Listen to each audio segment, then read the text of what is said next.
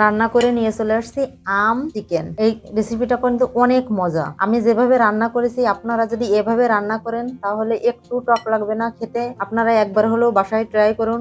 আশা করি আমার এই ভিডিওটা আপনাদের ভালো লেগেছে। আর ভালো লাগলে লাইক করুন, কমেন্টস করুন, শেয়ার করুন, অবশ্যই সাবস্ক্রাইব করতে ভুলবেন না। আসসালামু আলাইকুম, হ্যালো এভরিওয়ান। আশা করি আপনারা সবাই ভালোই আছেন। আমার চ্যানেলটা যারা সাবস্ক্রাইব করেছেন তাদেরকে অনেক অনেক ধন্যবাদ। চলুন মুরগির গোশত দিয়ে নতুন একটা রেসিপি দেখে আসি। আমি এভাবে করে মুরগিগুলো কেটে নিয়েছি। আমি অল্প পরিমাণে নিয়েছি। দিয়ে দিব স্বাদ মতো লবণ, সামান্য একটু হলুদ আর লবণ দিয়ে মুরগিটা সুন্দরভাবে মেখে নেব। মাখানো শেষ। নিয়ে নিয়েছি একটা আম।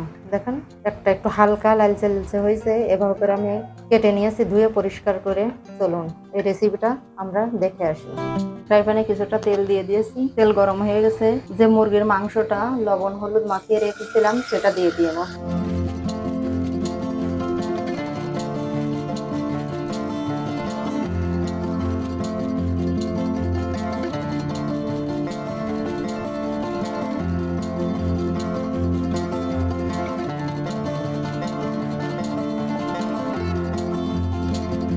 মাংসগুলো বাদামি রঙের করে ভেজে নিয়েছি। এখন এগুলো তুলে নিব। আবার কিছুটা তেল দিয়ে দিব পেঁয়াজ কুচি, দুটো তেজপাতা, দারচিনি, লবঙ্গ, এলাচ।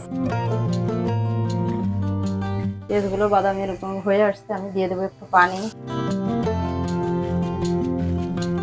1.5 চামচের মতন রসুন বাটা, আদা বাটা 1 চামচ, 10-12টা কাঁচামরিচ বাটা, জিরা বাটা 1 চা চামচ,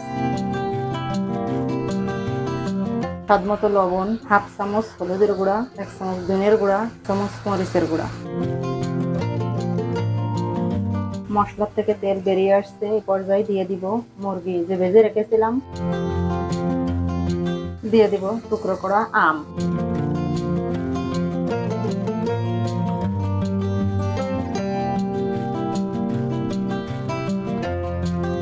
আমগুলো ভালোভাবে কষানোর জন্য হালকা পরিমাণ আমি একটু পানি দিয়ে দিব। দেখুন আমার তরকারিটা কষানো হয়ে গেছে। এখন আমি এর মধ্যে দিয়ে দিব পানি। বেশি দিব না, অল্প পরিমাণে পানি দিব। দিয়ে দিব 2 চামচ পরিমাণ সরিষা বাটা,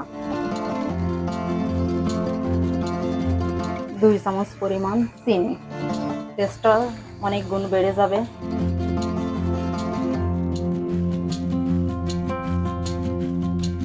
আমি একটা দুটো বলক দিয়ে নামিয়ে নেব। আমার তরকারিটা রান্না শেষ। আম মুরগি এখন আমি নামিয়ে নেব। রান্না করে নিয়ে চলে আসছি আম চিকেন। এই রেসিপিটা কিন্তু অনেক মজা। আমি যেভাবে রান্না করেছি আপনারা যদি এভাবে রান্না করেন তাহলে একটু টক লাগবে না খেতে। আপনারা একবার হলেও বাসায় ট্রাই করুন। আশা করি আমার এই ভিডিওটা আপনাদের ভালো লেগেছে। আর ভালো লাগলে লাইক করুন, কমেন্টস করুন, শেয়ার করুন, অবশ্যই সাবস্ক্রাইব করতে ভুলবেন না। আল্লাহ হাফেজ।